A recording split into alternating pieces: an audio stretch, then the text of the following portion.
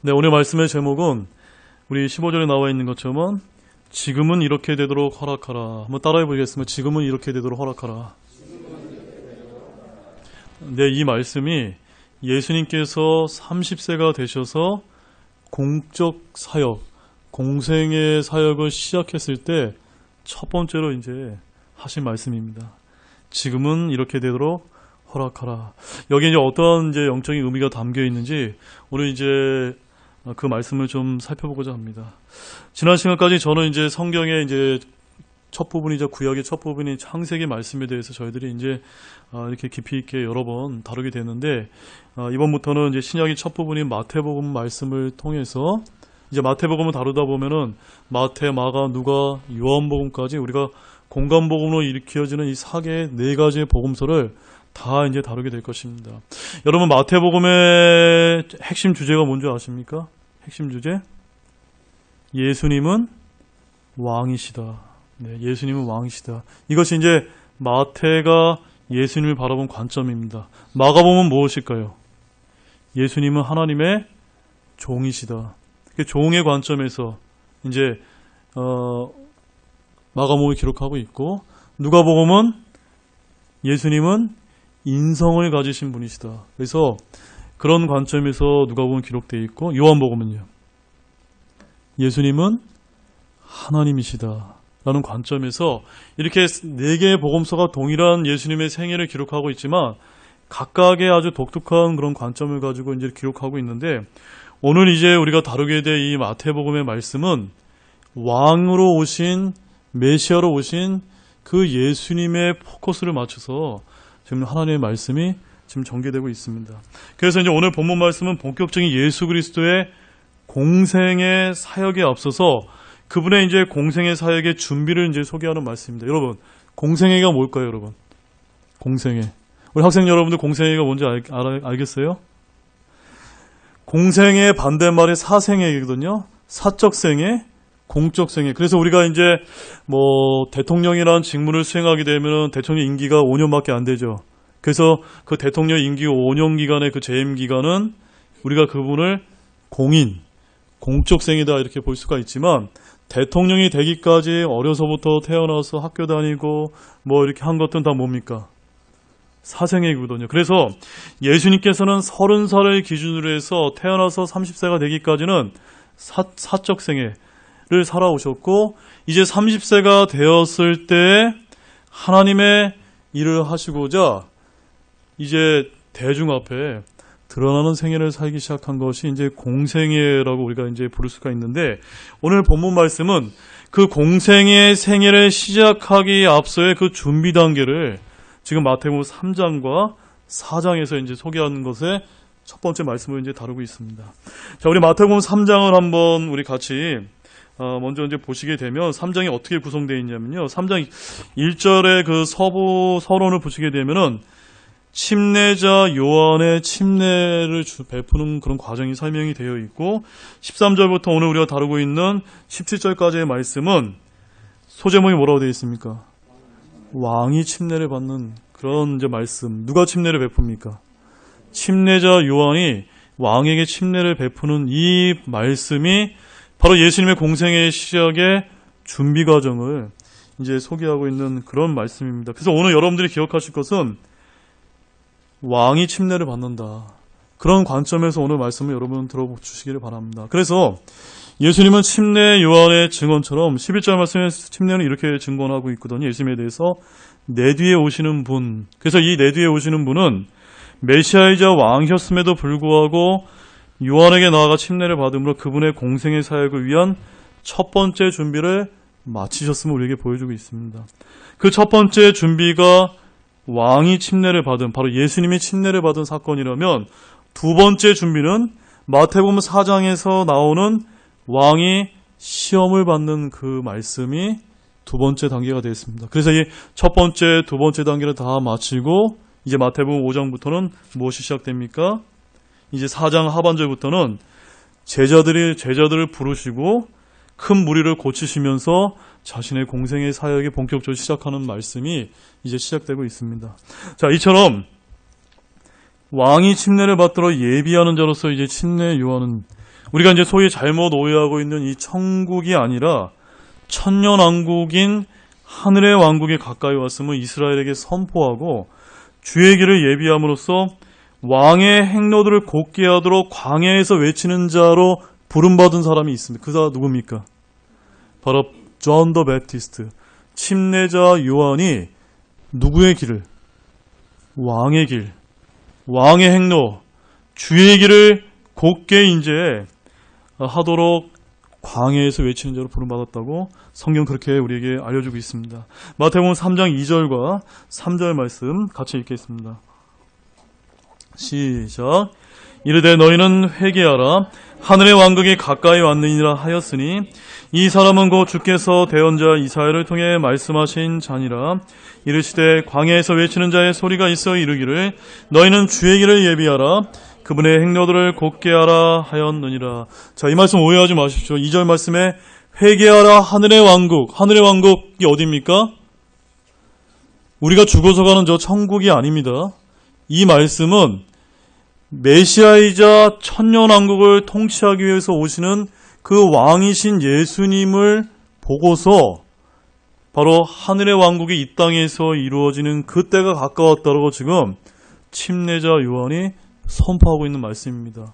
그래서 여러분이 그것을 분명하게 이제 이해하시면서 그 주의 길을, 그 왕의 행로들을 예비하고 곧게 하도록 외치고 회개의 침례를 베풀었던 자가 침례 요한이다라고 지금 말씀하고 있습니다. 이처럼 오늘 본문의 이 사건을 통해 예수 그리스도께서는 침례 요한에게 침례를 받으시러 주의 길을 예비하는 자와 그 길을 통해 오실 메시아의 역사적인 만남이 이루어졌고 결국 메시아의 길을 예비하기 위해 태어난 침례자 요한은 자신의 사역을 성공적으로 마무리하게 되었습니다. 그리하여 이 사건 이후에 그는 요한복음 3장 30절 말씀에 이런 말씀이 있습니다. 침례 요한이 이렇게 고백했는데 그분은 반드시 흥하여야 하되 나는 반드시 쇠하여야 하리라. 그는 누굽니까? 예수님이요. 나는 누굽니까? 침례 요한입니다. 예수님은 반드시 흥해야 되고 나는 반드시 쇠해야 되는 이런 고백을 하면서 이 요한의 고백처럼 역사의 무대에서 침례 요한은 이 침례받는 사건을 통해서 점점 사라져가게 됐고 그 다음에 누가 이제 역사의 전면에 등장하기 시작하셨습니까? 바로 예수님께서 자신의 공생의 사역을 통해서 흥해지는 그런 기점이 되는 것이 오늘 본문 말씀이 되겠습니다. 자, 여기서 우리가 주목해야 될 점은 침례 요한의 침례는 어떤 침례였습니까? 바로 죄들의 용서를 위한 그 유대인들이 하나님을 잃어버리고 하나님이 원하시는 그런 삶을 살지 않았기 때문에 그들이 죄들을 용서받을 필요가 있었기 때문에 회개의 침례를 베풀었고 그 회개의 침례를 받기 위해서 침례 요한에게 나왔습니다. 그런데 우리가 여기서 주목할 점은 예수님은 죄가 있습니까? 없습니까? 죄가 없는 분이신데 무엇 때문에 침례 요한에게 나와서 침례를 받으셔야만 했냐는 점입니다. 무엇 때문일까요?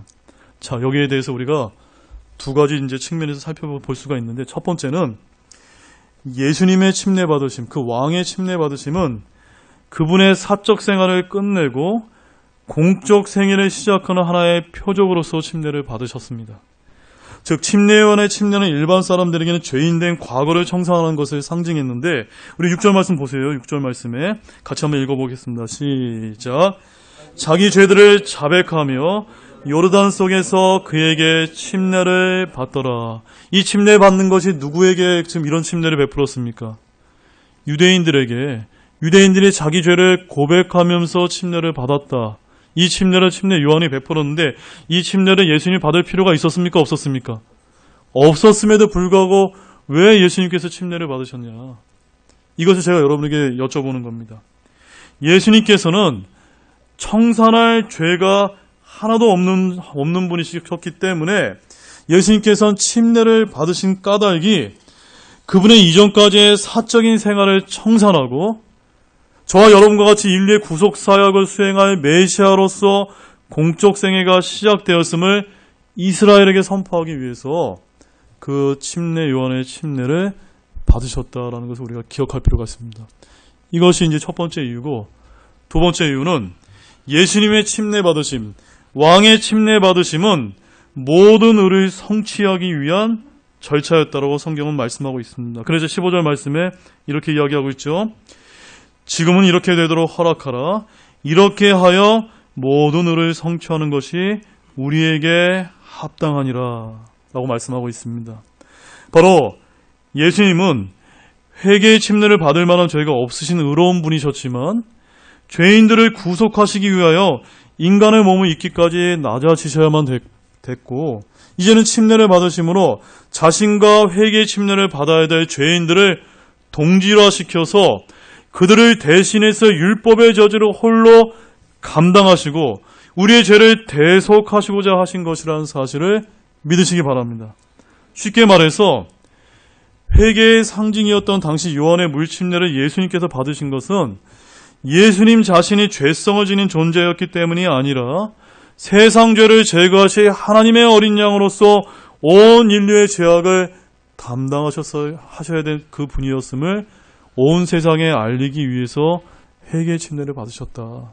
그것을 우리가 알 필요가 있습니다. 자, 요한복음 1장 29절 말씀 가보겠습니다. 요한복음 1장 29절 말씀.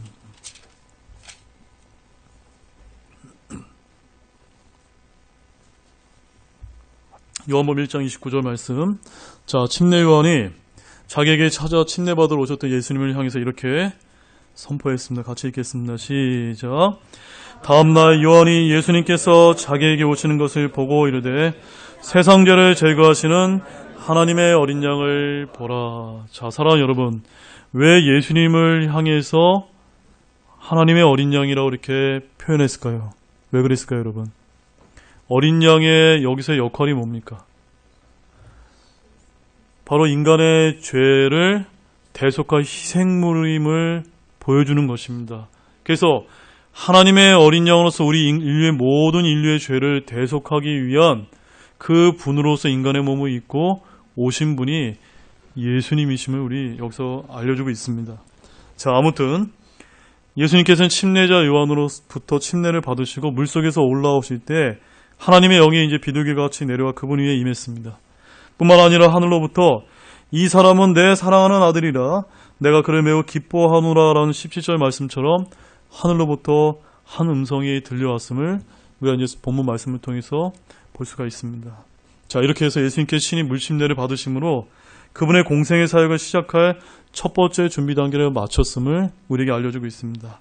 자, 그러면 본문에 내재된 이제 구체적인 영적 교훈이 무엇인지 한 세 가지만 우리 간략하게 한번 살펴보도록 하겠습니다. 첫 번째는 한번 따라해 보시겠습니까? 예수님은 자신을 내세우지 않고 오히려 상대방을 높임으로써 참된 겸손의 모습이 무엇인지 친히 보여주셨습니다. 네. 참된 겸손의 모습을 예수님이 스스로 이제 몸소 실천해서 보여주셨다는 그 말씀을 좀 보겠습니다. 자, 13절 말씀 다시 한번 읽어보겠습니다. 13절 시작.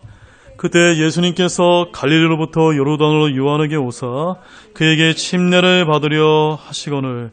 자, 여기서 그때가 언제를 얘기할까요, 여러분? 그때.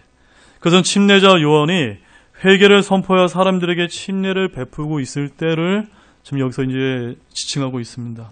바로 예수님께서는 이런 침례 요한의 사역에 대해서 들으시고 직접 침례를 받기 위해서 갈릴리로부터 요르단으로 요한에게 찾아오셨음을 지금 본문에서 지금 밝혀주고 있습니다.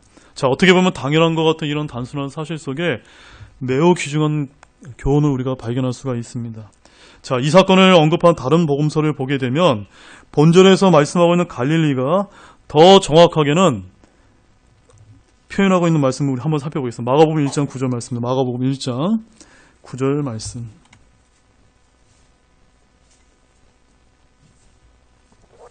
마가복음 1장 9절 말씀. 한번 같이 읽겠습니다. 시작. 그 무렵에 예수님께서 갈릴리의 나사롯으로부터 오사 요르단 속에서 요한에게 침례를 받으시고, 자, 마태복음에서는 갈릴리라고 얘기했는데 마가복음에서 더 자세하게 어디라고 알려주고 계십니까?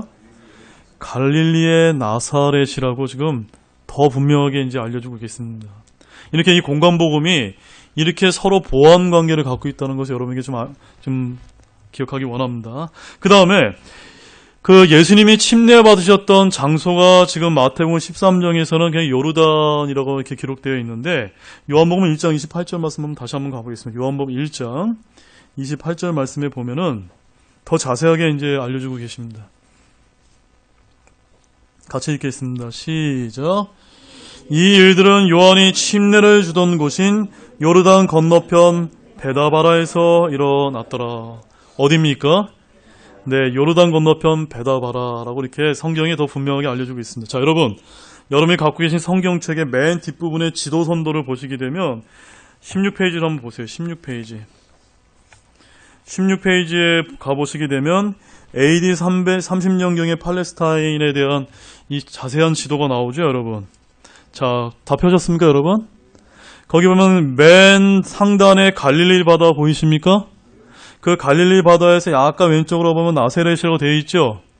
바로 예수님께서 여기서 이제 출발하신 겁니다. 그래서 요르단이 이제 쭉 내려와서 어디까지 연결되어 있습니까? 사해까지 연결되어 있는데, 자, 갈릴리에서 사해까지가 직선거리로 약 104km 정도 된다고 합니다. 그런데 우리가 이제 갈릴리의 바다의 나사렛은 어딘 거로 알겠는데 오늘 요한복음 1장 28절에서 침례받으신 요르단 건너편 베다바라에 대한 지명에 대해서는 정확한 위치가 여러 학자들마다 좀 견해 차가 있습니다. 아무튼 현재까지 알려진 바에 의하면은 약간 사해에서 사해 북쪽으로 약 8km 정도 떨어진 그런 곳이 아니겠느냐라고 이제 우리가 이렇게 이제 추정할 수가 있습니다. 자, 이제 저를 봐주십시오. 자, 그러면 예수님께서 갈릴리 나사렛에서 요르단을 이렇게 따라서 쭉 내려오셔서 얼마 정도 걸어 내려오셨을 것 같습니까? 대략 한 80에서 한 90km 정도를 그 당시에는 자동차나 이런 게 없었으니까 친히 이제 홀로 걸어서 그 먼 길을 걸어서 누구에게 찾아오셨습니까? 침례 요한에게 이제 침례를 받기 위해서 이 베다바라까지 찾아오셨다는 것입니다. 사랑하는 여러분, 이것이 얼마나 예수님께서 겸손한 분이신지를 몸소 보여준다라고 저는 그렇게 믿고 있습니다. 여러분들 그렇게 믿으십니까? 왜 그러냐면 11절, 우리 본문 11절 말씀 보세요. 11절 말씀에 침례 요한이 내 뒤에 오시는 예수님에 대해서 뭐라고 얘기했냐면 나는 그분의 신발을 나를 자격도 없노라 라고 이렇게 고백했습니다. 이게 무슨 말씀입니까? 침례 요한은 자기가 지금 침례를 베풀어야 될 그 예수님이 하나님의 아들이시자 크고 위대한 하나님이셨음을 알았다는 것을 지금 보여주고 있습니다. 그렇게 이런 그의 증언은 조금 더 과장된 것이다 라고 볼 수가 없습니다. 왜냐하면 성경은 현재도 이스라엘 백성이 하나님 다음이라고 믿고 있는 모세조차도 주님에 비하면 종에 불과하다라고 말씀하고 있기 때문입니다. 그래서 성경 찾지 마시고 그 시브리서 3장 5절 말씀 이런 말씀이 있습니다. 모세는 참으로 나중에 말하게 될 그것들을 증언하기 위해 그분의 온 집에서 종으로서 신실하였을 때 모세를 뭐라고 지칭하고 있습니까? 종이다. 모세조차도 종으로 성경에서 말씀하고 있는데 지금 침례 요한에게 찾아오신 분 누굽니까? 하나님의 아들이시요. 지금 왕으로서 메시아로서 지금 친히 그 먼 길을 이렇게 발에 부르트서 걸어서 침례 요한에게 찾아오셨다는 것입니다. 자, 여러분 한번 여기서 우리가 곰곰하게 한번 생각해 볼 필요가 있습니다. 하나님의 아들이신 예수 그리스도께서 자신과 전혀 비교조차 되지 않는 침례 요한에게 침례를 받기 위해 굳이 그 먼 길을 찾아오실 필요가 있었을까요? 여러분 어떻게 생각하세요? 오히려 종 부르듯이 침례 요한을 불러서 침례를 받는 것이 더 낫지 않았을까요? 좁다란 그 요르단강이 얼마나 좁나? 여러분 서울에 가면 청계천 아시죠? 그 청계천만한 게 요르단 강이거든요. 그런 좁은 요르단 강에서 침례를 받기보다 원래 계셨던 그 갈릴리 그 호수에서 많은 사람들이 보는 가운데 특별히 주님을 위한 침례식을 거하는 것이 왕의 권위를 세우는 데 더 도움이 되지 않았을까요? 우리 인간적으로 우리는 그렇게 우리가 생각해 볼 수 있습니다. 그러나 주님께서는 어떻게 하셨습니까? 결코 그렇게 하지 아니하시고 오히려 그 먼 길을 걷어서 친히 침례 요한을 찾아오셨다는 사실입니다. 그래서 13절 말씀에서 예수님께서 갈릴리로부터 요르단으로 요한에게 오사라고 하는 이 말씀 속에는 이처럼 엄청난 의미를 내포하고 있다는 것을 기억하기를 원합니다. 이 얼마나 겸손한 모습이 아닙니까, 여러분? 사랑하는 여러분, 우리 인간들, 저와 여러분은 어떻습니까? 우리 인간의 본성은 어떻습니까? 어떻게 하든 나 자신을 사람들에게 높이는 데 관심을 갖고 어찌하든지 내가 가진 조그마한 특권이라도 있으면 내세워서 나 자신을 높이려고 그렇게 애쓰면서 돈도 많이 벌려고 하고 있고 공부 열심히 해서 더 높은 직업을 이제 얻기 위해서 애쓰지 않습니까? 그러나 여러분, 우리 사랑하는 주님은 하나님의 아들이시지라도 자신의 권위를 내세우기보다는 그 자기 자신을 낮추어서 겸손하게 찾아오셨다는 것을 보시기 바랍니다. 저와 여러분이 이런 예수님의 겸손하신 모습을 본받기를 원합니다. 아멘이십니까? 자, 빌립보서 2장 3절 말씀 보겠습니다. 빌립보서 2장 3절 말씀. 빌립보서 2장 3절 같이 읽겠습니다. 시작. 어떠한 일도 다툼이나 헛된 영광으로 하지 말고 오직 겸손한 생각으로 각각 자기보다 남을 더 낮게 여기며. 이 말씀을 우리 신약 성도들이 실천해야 되는데 이것을 친히 몸소 누가 먼저 보여주셨습니까? 예수님께서 보여주셨다는 사실을 기억하기를 원합니다. 아멘이시죠? 자, 두 번째 교훈 따라해 보시죠. 진정으로 위대한 사람은 예수님처럼 다른 사람을 세워주는 사람입니다. 자, 예수님께서는 먼 길을 마다하지 아니하시고 침례 요한에게 찾아와서 침례하던 이런 모습은 공생의 사역을 위한 목적이 외에도 침례자 요한을 위한 배려가 담겨 있었다는 것을 우리가 볼 필요가 있습니다. 자, 침례 요한은 여러분 구약과 신약 사이에는 약 400년 기간에 이제 하나님의 말씀이 없었던 침묵의 기간이 있었습니다. 이런 400년간 하나님의 계시가 중지된 상황에서 그야말로 혜성과 같이 등장한 존재가 누굽니까? 침례자 요한인데 그 침례자 요한이 예수님이 공생에 시작하기 직전에 왕의 길을 이제 걷게 하기 위해서 유대 백성, 자신의 백성들의 강력한 회개의 메시지 선포와 침례 사역을 통해서 수많은 사람들을 이스라엘 백성들도 관심의 대상이 받게 충분했던 사람입니다. 그런데 문제는 뭐였냐면요. 도대체 그 침례 요한이 누구이며 그가 누구로부터 권위를 받아서 이런 침례를 베푸느냐를 가지고 수많은 사람들이 당시에 논쟁거리로 이제 삼았다는 것을 우리가 알 수가 있습니다. 그래서 당시 종교인이었던 제사장들과 바리새인들은 침례 요한에게 나와서 이러한 점을 이제 집중적으로 물어봤는데 우리 요한복음 1장 19절 말씀 가보시죠. 요한복음 1장 19절. 요한복음 1장 19절 말씀. 거기 소제목에 보면은 광야에서 외치는 소리, 이거 누굽니까? 침례 요한이죠. 자, 19절 말씀 같이 읽겠습니다. 시작. 유대인들이 예루살렘에서 제사장들과 레위 사람들 그에게 보내어 내가 누구냐 하고 물을 때 그의 증언이 이러하니라. 바로 제사장들과 레위 사람들이 도대체 이 침례 요한이 네가 누구냐? 뭐 이렇게 이제 따져 물었던 것입니다. 또한 25절 말씀 보세요. 25절 말씀 같이 읽겠습니다. 시작.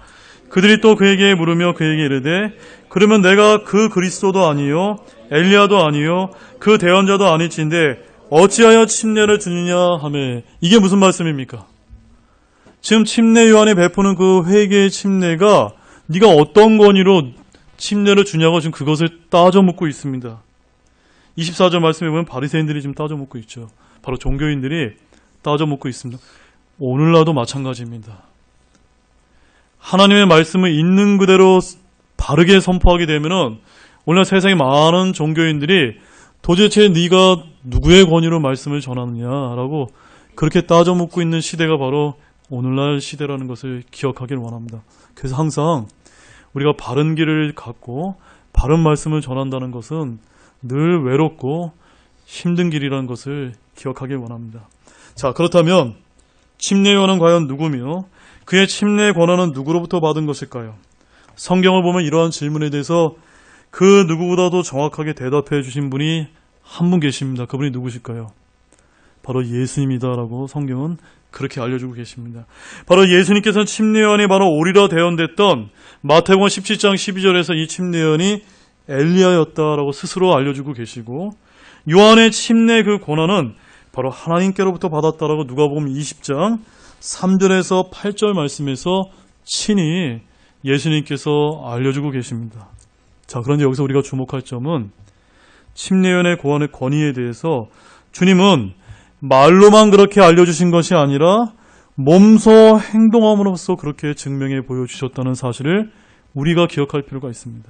즉, 주님께서는 자신이 직접 요한으로부터 침례를 받으시러 오심으로써 요한의 침례가 하늘로부터 말미암은 것이라는 사실을 모든 사람들에게 친히 보여주셨다는 사실입니다. 주님은 이를 위해 그 먼 길을 걸어오는 수고도 마다하지 않았다라고 성경은 밝혀주고 있습니다. 사랑하는 여러분, 이것이 바로 우리가 섬기는 주 예수 그리스도의 섬기는 모습이었음을 기억할 필요가 있습니다. 참 모습임을 기억할 필요가 있습니다. 이런 모습이야말로 오늘 우리 사회와 국가와 교회에 절실하게 요구되는 그런 귀한 모습이라 아니할 수 없습니다. 따라서 저와 여러분 같은 분들이 장성한 그리스도인들이 되어서 나 자신을 드러내기보다는 다른 사람을 세워주기 위해 오히려 애쓰는 이런 예수님의 모습을 본받는 저와 여러분이 되기를 원합니다. 그러므로 주님처럼 남을 세워주는 겸손한 태도로 살아감으로써 이 사회의 본이 되어서 하나님의 복음을 전하는 위대한 그런 사람들이 되시기를 주님의 이름으로 축원합니다. 우리 고린도후서 11장 7절 말씀 같이 한번 읽어보겠습니다. 고린도후서 11장 7절 말씀.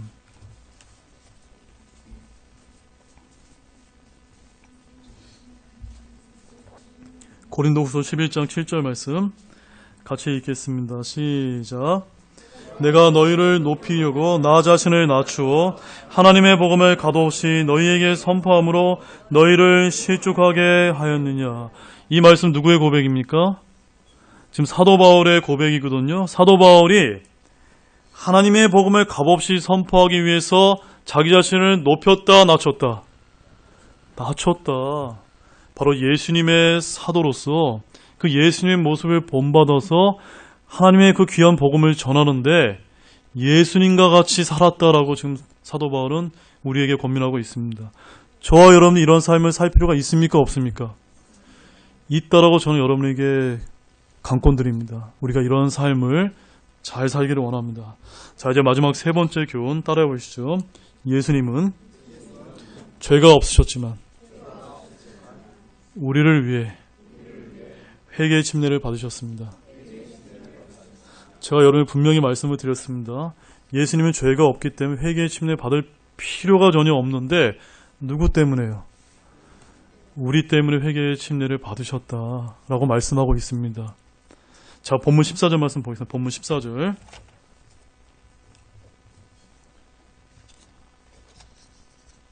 본문 14절 같이 읽겠습니다. 시작. 요한이 그분을 말리며 이르되 내가 주께 침례를 받아야 할 터인데 주께서 내게로 오시나이까 하매. 자, 이 말 어떻습니까? 당연한 말일까 아닙니까? 당연한 말이죠. 오히려 침례 요한이 예수님께 침례를 받아야 될 판인데 지금 예수님께서 침례 요한에게 그 먼 길을 찾아오셔서 침례를 받으셨다고 하는 이 말씀 엄청나게 중요한 말씀입니다. 그렇다면 왜 주님은 죄가 없으실 뿐만 아니라 하나님의 아들이심에도 불구하고 기꺼이 죄인이 인간이 베푸는 침례를 받으셨어야만 했던 것일까요? 자, 사랑하는 여러분, 지금부터 말씀이 중요하니까 정신 바짝 차려서 들어주시기 바랍니다. 사랑하는 여러분, 우리 인간은 본래 죄와 사망의 늪에 빠져 한평생을 허우적거리며 죽을 수밖에 없는 불쌍한 존재입니다. 왜 제가 늪이라고 표현해요? 늪이 어때요, 여러분? 늪에 이렇게 발이 빠지면 어떻죠? 자꾸 빠져갑니다. 누가 이렇게 들어가서 같이 꺼내주지 않으면은 자기 힘으로는 도저히 빠져나올 수 없는 것이 우리 인간의 죄와 사망의 늪과 같은 것이 우리 인생이라는 것입니다. 그래야 이런 인간을 구원하고자 이 세상에 수많은 종교와 철학들이 생겨났습니다. 그런데 이상한 것은 문제는 하나인데 이에 대한 답으로 제시되는 것은 너무나 여러 가지 종교와 철학과 사상으로서 이제 우리에게 알려주고 있기 때문에 많은 사람들이 왜 구원받지 못하고 죽어가는 것입니까? 그것은 정확한 답을 모르기 때문입니다. 하지만 여러 가지 종교나 철학 가운데 그 어느 것도 죄와 사망의 늪에 빠진 인간을 구원하기 위해 직접 뛰어든 종교는 하나도 없다는 사실 기억하기 원합니다. 그리하여 어떤 분들이 이제 각 종교를 이렇게 이제 아주 재미나게 그 특성을 이제 말씀하고 있는 예화를 이제 제가 여러분에게 소개해드리고, 제가 원래 설교 때 예화를 잘 안 쓰는데 오늘만 제가 예화를 지금 쓸 테니까 여러분 잘 기억하시기 바랍니다. 아주 먼 옛날에 한 사람이 이제 금리에 빠져서 이제 허우적거리고 있었다고 합니다. 근데 이제 공자가, 이제 유교의 공자가 그를 보고 뭐라고 외쳤을 것 같습니까, 여러분? 만약 공자가 있었다면. 왜 그 물에 빠졌을까? 왜 그 물에 빠졌을까? 이렇게 이제 외쳤다고 합니다. 그렇게 나무랐다고 합니다. 자, 이제 석가모니가 나타나가지고 뭐라고 얘기했을까요? 스스로 알아서 나와라 라고 이렇게 소리쳤다고 합니다. 그 다음에 이제 이슬람계의 마호메트가 이제 등장해서 인샬라가 무슨 뜻입니까? 신의 뜻대로 하옵소서. 구해주지를 못할 망정 신의 뜻대로 이제 중얼거리면서 옆에 앉아 있었다고 합니다. 그런데 그때 갑자기 한 사람이 물에 뛰어들어서 그 사람의 손을 붙잡고 물 바깥으로 끌어내 왔다고 합니다. 자, 그분이 누구실까요? 자, 앞에 세 사람이 놀라 쳐다보니까 그분이 바로 예수 그리스도다 라고 이제 어떤 분이 아주 재밌게 아주 이런 너무나 이렇게 통찰력이 있는 이런 예화를 우리에게 소개해 주셨습니다. 자, 재밌는 예화였지만 이거는 우리 가볍게 웃으면서 넘길 사항이 아닙니다. 사랑 여러분, 이렇게 죄와 사망의 늪에서 허우적거리고 있는 저와 여러분을 구원하기 위해서 직접 그 더러운 늪에 뛰어들여서 우리를 건져내신 분이 누구시라는 겁니까? 예수님이라는 사실을 우리가 꼭 기억하기를 원합니다. 그래서 오늘 이 시간에 내가 아직 구원의 그런 확신을 갖고 계시 못한 분이 있다면 다른 공자, 석가, 마호메트와는 비교도 할 수 없는 바로 죄가 하나도 없으신 그 예수님께 친히 하늘의 왕자를 버리고 우리 인간을 구원하기 위해서 직접 여러분의 손을 내밀고 계시다는 사실입니다. 그래서 그 손을 어떻게 해야 됩니까? 붙잡기를 원합니다. 붙잡기만 하면 여러분을 구원해 주시겠다, 영원한 생명을 주시겠다고 지금 말씀하고 있습니다. 그래서 여러분, 우리 로마서 5장 10절 말씀 보겠습니다. 로마서 5장 10절 말씀.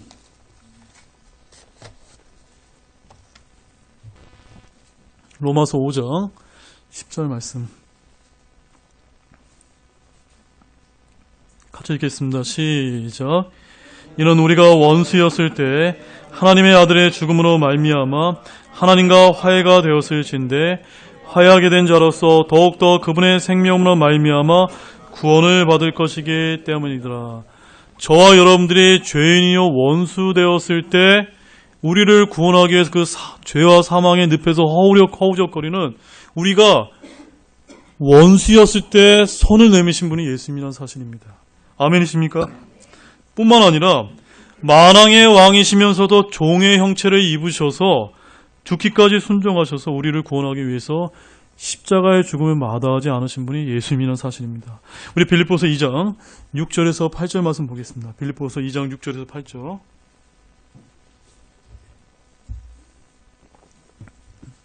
빌립보서 2장 6절에서 8절 말씀입니다. 같이 읽겠습니다. 시작.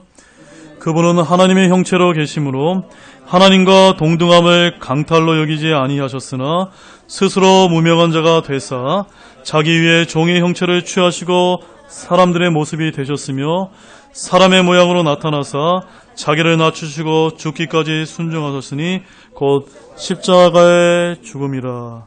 바로 죄가 없으셨으나 어떤 형체를 입으셨습니까? 종의 형체, 바로 사람의 형체를 입으셔서 십자가의 죽음까지 낮아지셨다. 그분이 누구십니까?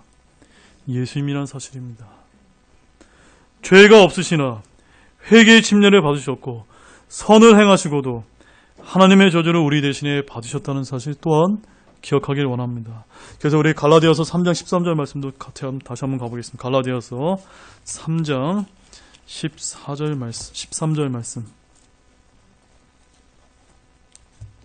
갈라디아서 3장 13절 말씀.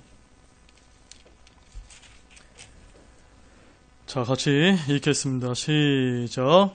그리스도께서 우리를 위해 저주가 되사 율법의 저주에서 우리를 구속하셨으니 기록된 바 나무에 달리는 모든 자주는 저주받았느니라 하였느니라. 바로 2000년 전에 그 십자가에 달리신 그 십자가에서 죽으신 것은 저주를 상징합니다. 누구를 위해서 예수님이 저주가 되셨습니까? 우리를 위해서 친히 저주가 되셨다라고 말씀하고 있습니다.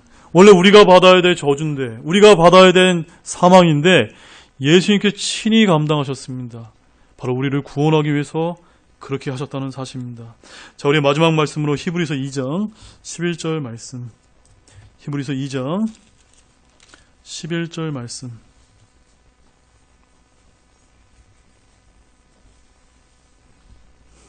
같이 읽겠습니다. 시작. 거룩히 구별하시는 분과 거룩히 구별된 자들이 다 하나에서 났으니 이러한 까닭에 그분께서 그들의 형제라 부르기를 부끄러워하지 아니하시고. 자, 이 말씀 잘 보시기 바랍니다. 지금 우리가 원수였을 때, 죄와 사망의 늪 가운데 허우적거리고 있을 때 우리에게 손을 내미사 친히 십자가에서 죽으면서 우리를 구원하신 그 예수님께서 저와 여러분을 향해서 뭐라고 불러주고 계십니까? 형제다. 형제다. 너무나 놀라운 사실 아니십니까? 그 높고 높으신 만왕의 왕이여 만주의 주이신 그 왕이신 하나님이신 하나님의 아들이신 예수님께서 벌레만도 못한 우리를 친히 구원하셨을 뿐만이 아니라 형제라 부르시기를 부끄러워하지 않으셨다. 이런 말씀보다 더 위대한 선포가 어디 있습니까? 위대한 복음이 어디 있습니까? 이런 복음의 자리에 혹시 참여하지 못한 분이 있다면 오늘 이 시간 결단하시기 바랍니다. 이런 은혜와 축복의 자리에 참여하시기 바랍니다. 자, 이제 결론을 맺겠습니다. 사실 예수님이 아니라 요한이 침례를 이제 받아야 될 판이었는데 침례 요한 역시도 은근히 예수님께서 아마도 자기에게 다가오셔서 침례를 주실 것을 기대했을지도 모릅니다. 그러나 예수님께서는 침례 요한에게 뭐라고 말씀하셨습니까? 지금은 이렇게 되도록 허락하라. 지금은 이렇게 되도록 허락하라. 이 말씀에는 예수님이 얼마나 겸손한 분이시고 예수님께 그 인류를 구속하시기 위해서 어떠한 결단을 하셨는지를 보여주는 굉장한 귀중한 그 말씀이 아닐 수가 없습니다.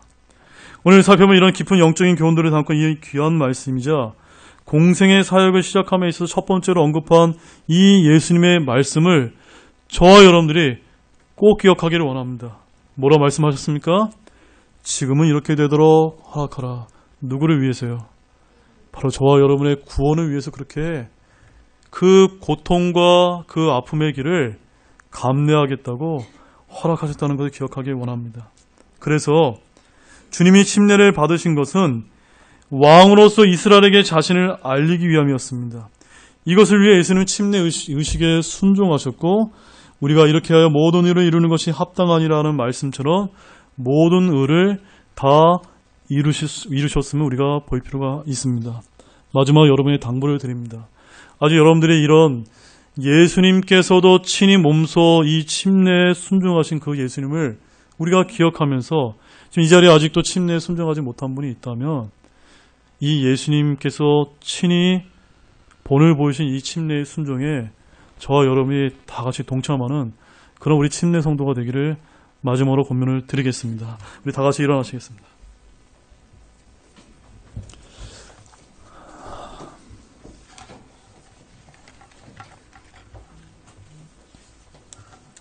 우리 다 같이 일어나서 오늘 기도하는 시간을 잠시 갖도록 하겠습니다. 오늘 말씀을 통해서 예수님께서 그 갈릴리 나사렛에서 요르단의 그 베다바라까지 그 먼 길을 걸어오셔서 참으로 그 침례를 받으시는 이 말씀에는 엄청나게 귀한 사실, 엄청난 귀한 교훈이 담겨 있다는 걸 저희들이 살펴보았습니다. 우리가 예수님을 그냥 피상적으로 머리로만 아는 것이 아니라 우리의 구원을 위해서 그 하늘의 왕자를 버리시고 이 땅에 종의 형체를 입고 내려오셔서 참으로 죄인들이 받아야 될 그 침례에 친히 순종하심으로 그분의 그 겸손한 모습을 보여주셨다는 그 귀한 말씀을 저와 여러분들이 꼭 잊지 않기를 바랍니다. 그러면 이 시간 우리가 결단하기를 원합니다. 주님, 제가 예수님처럼 겸손한 그런 삶을 살기를 원합니다. 나를 높이는 것이 아니라 다른 사람을 높임으로써 하나님의 복음을 전하는데 우리의 삶을 드리겠다라고 결단한 시간을 갖기를 원하고, 혹시 이 자리에 아직 내가 구원받지 못한 분이 있다면 이 죄와 사망의 늪에 친히 몸소 뛰어들어서 구원해 주신 이 예수님을 내가 기억하면서 그분의 손을 붙잡는 그런 귀한 결단의 시간이 되시기를 우리 기도의 시간을 통해서 갖도록 하겠습니다. 잠시 기도하는 시간을 갖겠습니다.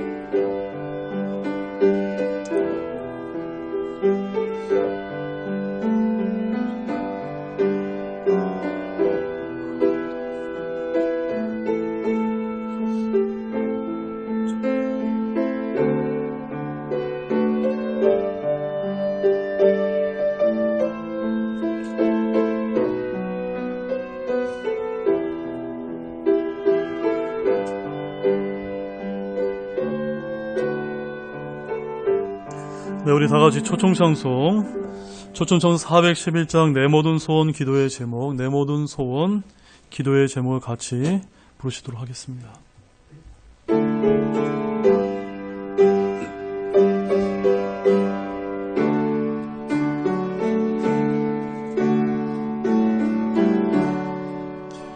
내 모든 소원 기도의 제목 예수님 닮는 것이므로 예수님 형상 나 있기 위해 세상의 보화 아끼지 않네. 예수님 남긴 내가 원하네. 날 구속하신 예수님을 내 마음속에 지금 걸어서 주님의 영상 새기소서.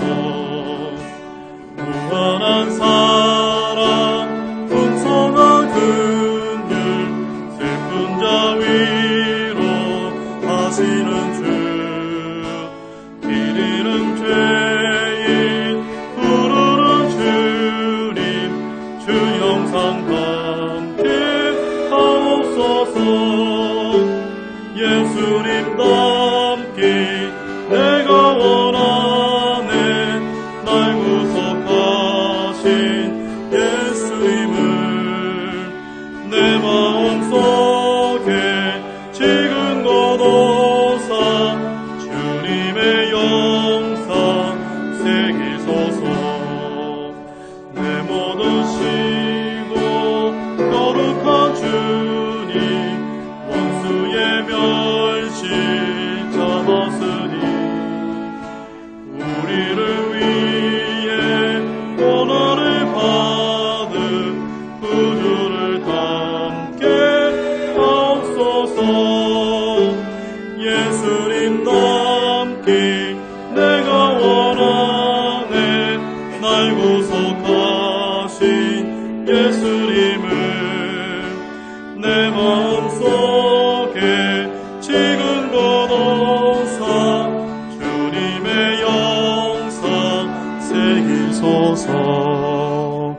네, 기도하고 예배를 마치도록 하겠습니다.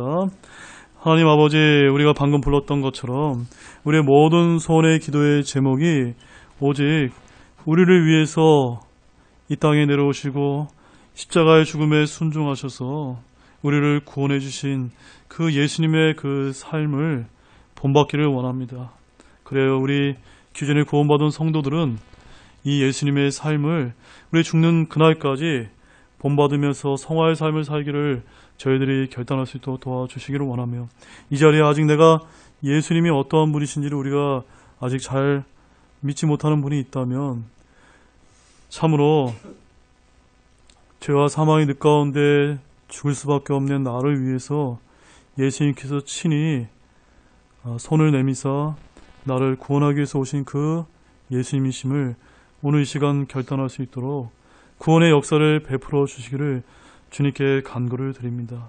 참으로 감사를 드리며 이 모든 말씀을 예수님의 이름으로 간절히 기도드렸습니다. 아멘.